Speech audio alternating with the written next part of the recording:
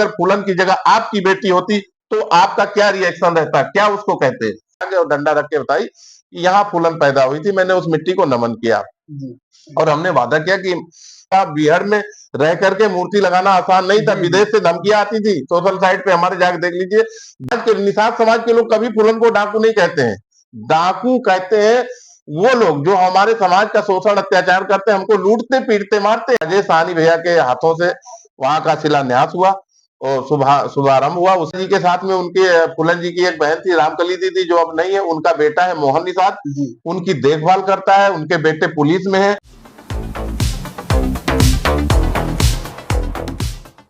नमस्कार, मैं अरविंद कुमार, आप देख रहे हैं भारत राष्ट्र। हमारे साथ विनोद कुमार बिंद जी हैं। जी, आपका मेरे चैनल पर बहुत बहुत स्वागत। बहुत बहुत धन्यवाद भैया जी। जी, आप हमारे दर्शकों को अपना परिचय पहले बताइए। आप देश दुनिया में किस नाम से जाने जाते हैं और आपका कार्य क्या है? देखिए, मैं आपको सबसे पहले सभी को नमस्कार करता हूं, आपके चैनल के सभी दर्शकों को, और मैं अपना परिचय देते हुए देखिए, मुझे लोग जानते हैं सन ऑफ निषाद विनोद कुमार साहनी, जो मेरा आईडी है शुरू से फेसबुक आईडी विनोद कुमार साहनी हिंदी में लिखा हुआ, सन ऑफ निषाद विनोद कुमार साहनी के नाम से लोग जानते हैं। और मैं गोंडा जिला में मेरा निवास स्थान है। बाकी मैं समाज में जहां भी मतलब उत्तर प्रदेश के अलावा भी बहुत समाज के लोगों से बड़ा मतलब रुचि रखता हूं, सीखता हूं और समाज से सीख करके कुछ बातें अपने टूटे फूटे शब्दों में समाज को पहुंचाता भी हूं। आपसे मेरा एक सवाल है कि जिस तरीके से फूलन देवी का शोषण हुआ, उसके बाद बहुत सारे लोगों ने फूलन देवी के नाम पर जो है अपनी रोजी रोटी सेकने का काम करते हैं। तो जो वहां फूलन देवी की मूर्ति लगाई गई और जो फूलन देवी का घर बनाया गया, उसमें आपका क्या सहयोग है? देखिए, मेरे मन में एक बार ख्याल आया। मेरा एक मित्र है जितेंद्र निषाद, फतेहपुर में घर है, पहले वो गाजीपुर के रहने वाले हैं, अभी फतेहपुर डिस्ट्रिक्ट में घर है, और वो एक ठेकेदार है कंस्ट्रक्शन में, तो जल निगम में काम अभी उनका मिर्जापुर में चल रहा। तो जितेंद्र भाई से मेरी बात हो रही थी रात को 2 बजे। एक दिन हम सोए थे तो ऑनलाइन उन्होंने मुझे देखा, मैंने उनको देखा, कॉल आ गई, हम लोग बात किए कि हमने कहा यार फूलन जी तो नहीं रही, और पत्रकार जाता है और देखता है कि एक सांसद की माँ बहुत दयनीय स्थिति में रह रही हैं, और यार हम लोग एक बार क्यों ना मिल के आए। तो 31 दिसंबर 2018 को मेरे मन में आया और मैं अकेले निकल पड़ा। तो मैं वहां गया तो मैं माता जी से मिला, देखा, मुझे बहुत अच्छा लगा। तो मैंने माता जी से बातों बातों में पूछा कि माता जी, मैं आया हूँ उस धरती को नमन करने जिस धरती पे समाज की शेरनी ने जन्म लिया था। तो माता जी उठ के, मैंने कहा कि माता जी मैं बहुत मतलब मैं कहा मैं आपका बेटा हूँ, तो मैं बिंदास अंदाज से आपसे पूछना चाहता हूँ कि फूलन दीदी कहाँ पैदा हुई थी, वो जगह बता दीजिए। तो बूढ़ी माँ लाठी के सहारे चलती चलती आई और एक जगह उसी आंगन में जगह थी, उस पे वहां पे थोड़ा सा वो लकड़ी उकड़ी रखी थी, उसको ऐसे डंडे से हटा के और डंडा रख के बताई कि यहाँ फूलन पैदा हुई थी। मैंने उस मिट्टी को नमन किया और हमने वादा किया कि माता जी मैं फिर आऊंगा।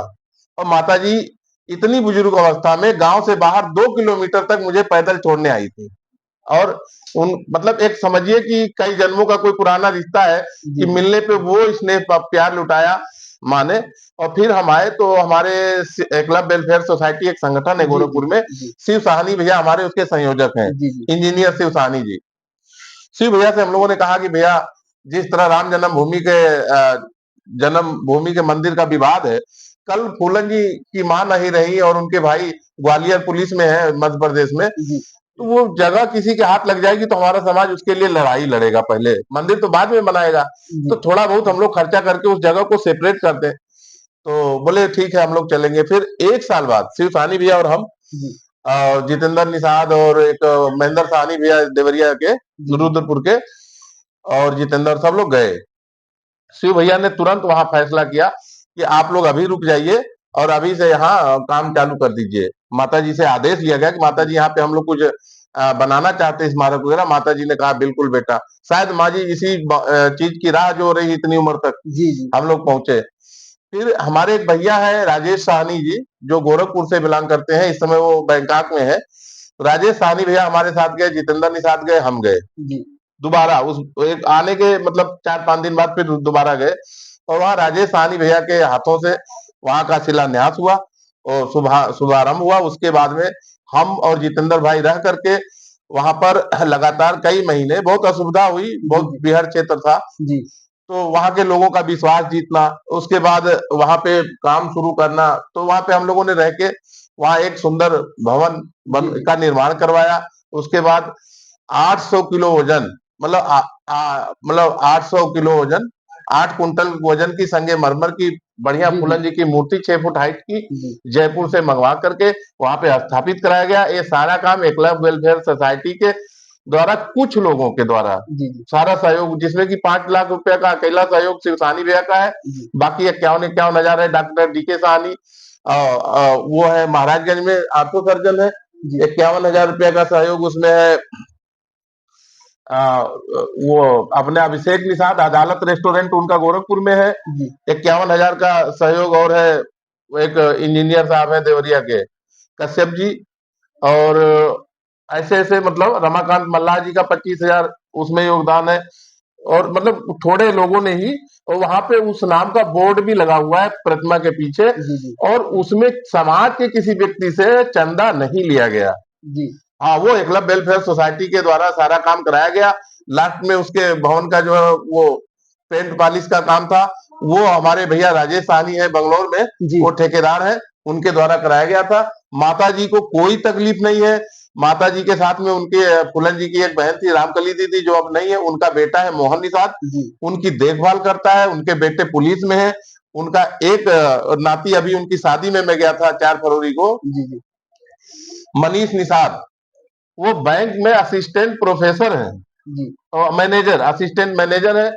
और उनके उनके उनके बड़े नाती फूलन जी के भतीजे, सगे भतीजे हेमंत निषाद, वो इंजीनियर है दिल्ली में। और उनके उनके फूलन जी के भाई खुद पुलिस में है। तो उनकी माँ कैसे ऐसे दयनीय स्थिति में, इतना बढ़िया घर मकान बना, सब कुछ है, केवल वो गांव की संस्कृति से वो माता जी जुड़ी हुई है, गांव छोड़ना जी नहीं जी चाहती है, गांव में रहती है। और उस उनके घर और कोई परिवार नहीं है, तो वो अपने उस घर में अकेला रहा करती हैं।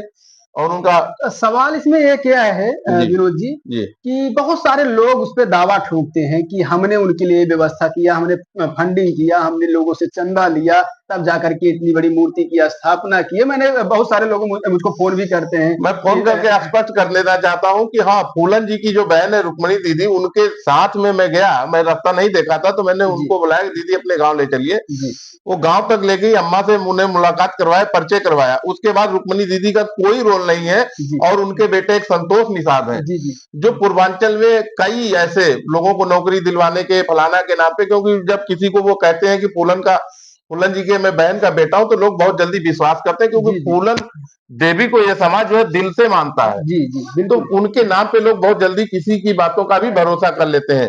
उनके नाम पे कई लोग फर्जी दुकानदारियां चले दे, वो लोग ऐसे करके दुकानदारी चला रहे हैं, लेकिन सब फर्जी है। कहने को तो सनाप मल्ला मुकेश सहनी भी कहते हम 60,000 मूर्ति लगवाएंगे। अगर नियति साफ होती तो विनोद कुमार सहनी, एक गरीब झोपड़ी में रहने वाला व्यक्ति, जाकर के वहां हिम्मत हौसले से, मुझे बहुत दबाव पड़ा, बिहार में रह करके मूर्ति लगाना आसान नहीं था। जी जी विदेश से धमकियां आती थी, सोशल साइट पे हमारे जाकर देख लीजिए, विदेशों से धमकियां आती थी। वहां हमें कई प्रकार से डराया गया, धमकाया गया, लेकिन हम लोग किसी चीज की परवाह, किसी अंजाम की परवाह न करते हुए, हम लोगों ने उस गांव में जाके पूछा जा सकता है, वहां के प्रधान है रामबाबू निषाद, जी और तमाम लोग है, मोहन निषाद से फोन करके पूछा जा सकता है। अगर सच में फूलन देवी की माँ के लिए कोई कुछ कर रहा है, तो मोहन निषाद कर रहा है। मोहन निषाद कभी किसी से सहयोग नहीं मानता है। अगर हम लोग फोन करते हैं तो अपनी परिस्थिति बताता है, सही सही कि भैया ये दिक्कत है, बच्चा बीमार है। हम लोगों को मन में आता है, हमारे शिव साहनी भैया को मन में आता है, उसकी कभी थोड़ा बहुत हेल्प कर देते हैं, बाकी वो मांगता किसी से नहीं है। जी, ये तो बात ठीक है आपकी। लेकिन एक चीज़ है, फूलन देवी कितना बड़ा चेहरा है निषाद समाज में, और आज भी निषाद समाज के लोग इनको डाकू के नाम से पुकारते हैं, या कितना बुरा नागवार गुजरता होगा? देखिए देखिए असल में क्या है कि लोगों ने क्या देखा, फिल्म, जी, लोगों ने क्या देखा, उनके नाम पे नौटंकी चलती थी। तो हमारे समाज के लोग क्या करते थे पहले, जैसे हमारा इतिहास में कोई नाम लिखा नहीं गया, हम लोग मतलब दंत कहानियों के चलते हमारा इतिहास जीवित है। जिस जी, तरह की आला उदल, जो बड़े बहुत बड़े योद्धा थे, जी, तो उनका कहीं रजिस्टर्ड प्रमाण नहीं मिलता है? जी, जी, लेकिन योद्धा थे ना आला उदल। जी, उसी तरह अपने इतिहास को बचाए रखने के लिए हमारे लोग जो है आदमी लड़की का कपड़ा पहन के मंच पे उस रोल को अदा करते थे ताकि हमारे समाज को अपना इतिहास याद रहे। ठीक है, तो वो डाकू वाला रोल था जिसमें फूलन जी जो है सताने वालों को, जो जिन जातियों ने उनके ऊपर शोषण किया था, उनको उस डाकू वाले रोल में गाली निकालती थी। तो मेरे समाज के लोगों को ना दिल पे, कलेजे पे ठंडक पहुंचती थी कि इन लोगों को बहुत सही जवाब दिया हमारी बहन ने है। तो समाज के निषाद समाज के लोग कभी फूलन को डाकू नहीं कहते हैं। डाकू कहते हैं वो लोग जो हमारे समाज का शोषण अत्याचार करते हैं, हमको लूटते पीटते मारते हैं। हमारे समाज के देखिए बागी होते हैं, बागी डाकू नहीं। फूलन देवी क्या थी? बागी थी। अगर फूलन देवी को न्याय रहते, जब फर्जी मुकदमा उनके ऊपर 16 दिसंबर 1978 को जब पहला फर्जी मुकदमा लिखा गया, उस समय न्याय, सही न्याय किया होता, प्रशासन से उनको न्याय मिला होता, उनको बागी बनना ही नहीं पड़ता। फूलन देवी समाज से सताई गई, देश के माहौल से सताई गई, और इस देश के सिस्टम की मारी हुई महिला मजबूरी में उनको जो है बीहड़ का रास्ता अपनाना पड़ा। और उन्होंने कुछ गलत नहीं किया। जिन जिन लोगों ने उनके साथ शोषण अत्याचार किया, उनके साथ ही उन्होंने जवाबी कार्रवाई किया। और फूलन देवी बागी थी, फूलन देवी डाकू नहीं थी, जिन लोगों को लगता है बागी। लेकिन बागी तो थी, लेकिन आज जो है, आज के देखिए आप, शुभंकर मिश्रा हो गया, इधर एक शुभंकर मिश्रा, वो है द्विवेदी करके है, फूलन देवी आशीष द्विवेदी, आशीष द्विवेदी है। ये लोग क्या नैरेटिव फैलाना चाहते हैं समाज के बीच में, क्या मैसेज देना चाहते हैं जिस तरीके से फूलन देवी को अपमानित कर रहे हैं? मैं वीडियो भी मेरा एक मेरे सोशल मीडिया फेसबुक पे है, मैं उससे भी कहना चाहूंगा शुभंकर मिश्रा से कि जब फूलन देवी अगर जिंदा होती ना, और जब जिंदा थी, तो नाम सुन के तुम्हारे बाप दादा को धोती में पेशाब हो जाता था। आज न रहने के बाद तुम लोग जो बदजुबानी कर रहे हो, और वो गीदड़ से पादकास्ट में उसे वो ले रहे हो, इंटरव्यू हो रहा है गीदड़ से।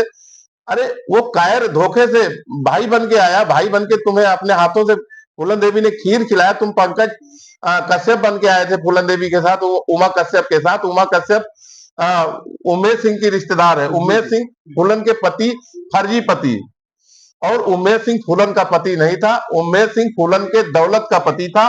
फूलन के मरने के बाद दौलत लेके चला गया। 24 साल हो गया फूलन को इस दुनिया से अलविदा हुए। आज तक वो आदमी अगर फूलन का पति होता, तो फूलन की माँ अपने सासू माँ को भी कभी याद किया होता, कभी मिलने गया होता। फूलन जी के भतीजे की शादी हुई, तो रिश्तेदारी में लोग फूफा तो जाते ही है ना। फूफा कहाँ मर गया? फूफा क्यों नहीं गया? तो कहीं ना कहीं देखिए, फूलन जी की हत्या में वो शामिल है। अगर किसी दिन सच्चाई खुली, समाज के नौजवानों का माथा सटका, तो सारी सच्चाई उमेश सिंह कबूल देगा कि फूलन की हत्या कैसे हुई थी।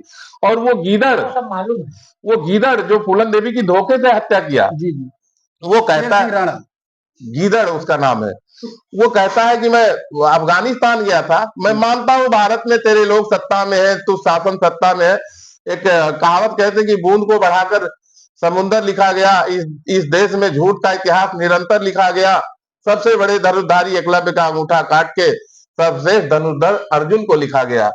तो मैं कहना चाहूंगा कि तुझे भारत में तेरे सारे सिस्टम काम किए, तू उससे भागा, तिहाड़ से भागा, तू सब कुछ तेरा पॉसिबल था।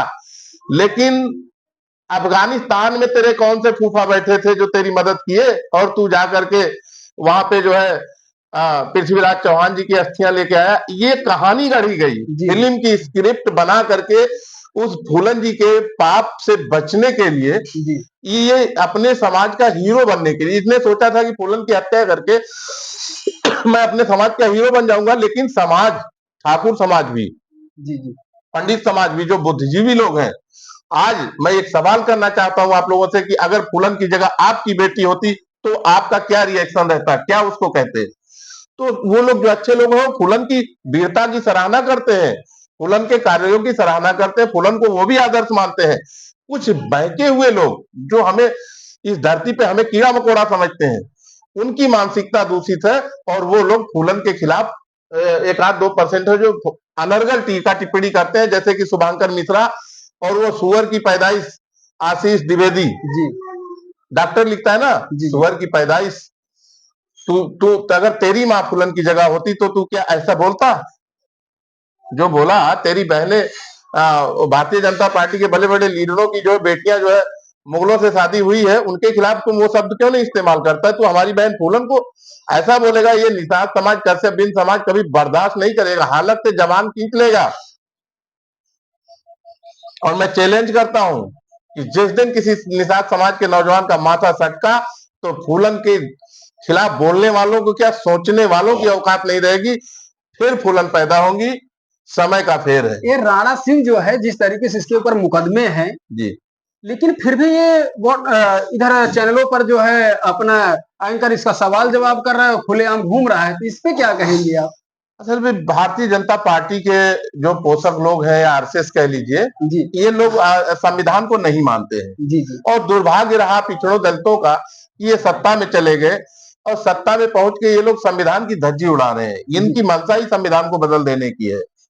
तो वो संविधान को नहीं मानते हैं, तो वो खुला घूम रहा है। संविधान की अगर कदर करते, अपने देश के कानून की कदर करते, तो वो जेल में होता। जी तो वो संविधान की धज्जी उड़ाई जा रही है। समाज को देखना चाहिए, समाज को सोचना चाहिए कि वही गलती अगर आपका समाज, कोई कश्यप बिंद निषाद यादव कुर्मी पटेल समाज का करता है, तो वो जेल चला जाता है, और इनके लोग वही उसी केस में बड़े बड़े अपराध करके, कई कई इनकी क्रिमिनल हिस्ट्रियां हैं, लेकिन वो खुलेआम घूम रहे। आपसे एक अंतिम सवाल, जी, जो फूलन देवी के नाम पर तरह तरह के जो है संगठन बनाए हैं और समाज से पैसा वसूलने का काम कर रहे हैं, उनके लिए आप क्या कहेंगे? 30 सेकंड आपके पास समय है।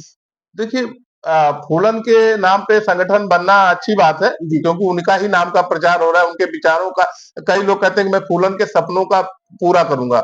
सबसे पहले उनसे सवाल कीजिए, भाई फूलन जी के सपना क्या था? फूलन जी का सपना यह था, शोषित पीड़ित समाज को अधिकार मिले, इनको सम्मान मिले, जी इनका आरक्षण अधिकार मिले। जी हाँ? जी अगर जो लोग इस पैटर्न पे सही काम कर रहे हैं, सही नियति से, तो उनका समर्थन कीजिए, और जो लोग नहीं कर रहे, उनका समाज से बायकॉट कीजिए। जी विनोद कुमार बिंद जी, आप आए हमारे चैनल पर, आपका मैं फिर से आभार प्रकट करता हूँ। बहुत आप बहुत सब से मिलता हूँ नेक्स्ट वीडियो में, तब तक देखते रहिए आप भारत राज। Thank you. नमस्कार।